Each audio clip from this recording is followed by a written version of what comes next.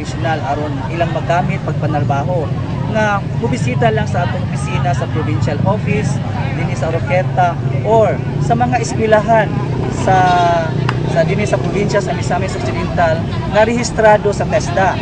So ako nang gi-emphasize rehistrado sa TESDA kay doon naman ko yung mga eskwelahan basin na yung mga eskwelahan nga nagpaingon nga na sila technical vocational courses pero wala ma-register sa TESDA. So dili sila pwede dito mo eskwela. So ato ligin tan-awon nga akong hangyo sa katawhan nga ato ta mo eskwela sa mga rehistrado sa TESDA sa atong mga technical vocational courses, no? Kay kung dili sila rehistrado bali illegal ang ilang gibuhat, no? So kay naaman sa atong balaod kinahanglan i-rehistro yun kung ang eskwelahan mo offer of technical vocational program.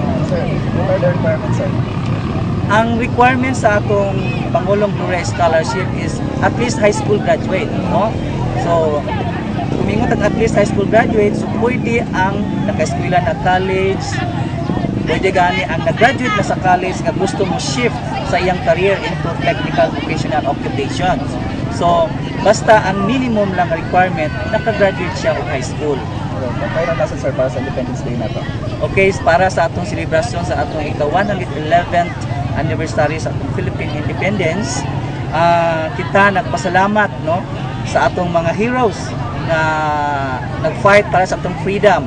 Ug usab nagpasalamat ta sa atong gobyerno karon nga adunay gihatag ng mga programa para sa katawhan nga aron makakuha og skills nga magamit sa pagpanarbaho. Kini usab tabang sa atong kalisod karon, no, nga ang uban dili makatrabaho tungod kay walay qualification. So sa atong government, sa atong tanan katawhan, nagpasalamat kami sa TESDA nga isuporta ani nga programa. Thank you, sir. Daghang kayong salamat.